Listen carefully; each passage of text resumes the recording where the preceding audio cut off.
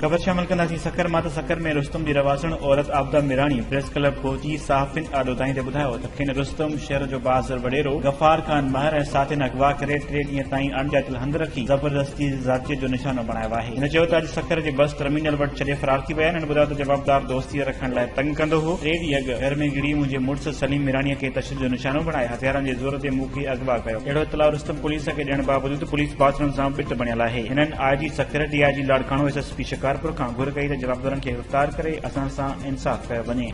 ऐं ख़बर आहे मटियारी खां त पाकिस्तान तहरीक इंसाफ वेलफेयर विंग जे मरकज़ी additional general secretary Izharul Hasan Qadri जे ज़िले मटियारी जी तंज़ीम साज़ी जे हवाले सां पाकिस्तान तहरीक इंसाफ वेलफेयर विंग जे अॻवान मज़र मेमून वटि मटियारी आमद। उन मौक़े ते इज़हारुल हसन कादरी जो चवणु हो त वज़ीर-ए-आज़म इमरान खान जो मंशूर आहे त ग़रीबनि जे फलाही इदारनि तरफ़ां मदद करण लाइ इंसाफ वेलफेयर विंग जो क़याम आम माण्हुनि लाइ थियो आहे। उन मौक़े ते कादरी भाई जो वधीक चवणु हो त असांजो पंहिंजो क़ाइद इमरान खान जे मथां मुकम्मल एतमाद आहे। उन मौक़े ते इंसाफ वेलफेयर विंग जे मरकज़ी joint secretary advocate Zeeshan Khawaja सदर रीजन हैदराबाद अब्दुल जब्बार मेमून अब्दुल गफ्फार छंछर उमेर मलिक सुभान जमाली दानिश समूह इंसाफ स्टूडेंट फेडरेशन जे तरफ़ां दीपक कुमार जिरमानी लेबर विंग जे तरफ़ां सिकंदर सहतो मोहम्मद लाइफ फ़कीर ऐं ॿिया अॻवान पिण मौजूद हुआ।